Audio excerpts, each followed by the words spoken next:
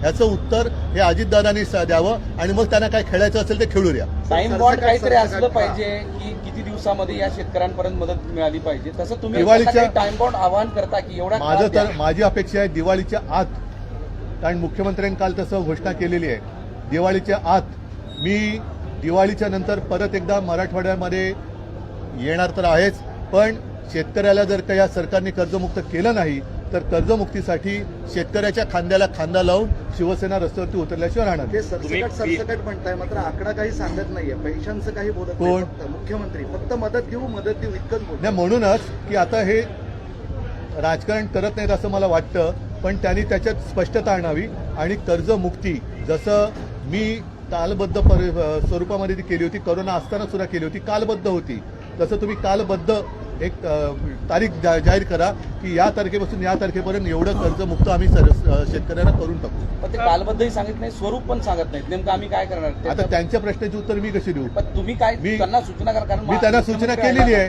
त्यांना सूचना केलेली आहे की कालबद्ध कार्यक्रम आखा, पंचनाम्याचं थोतांड करू नका, जसं स्वतःच्या जाहिरातबाजीवरती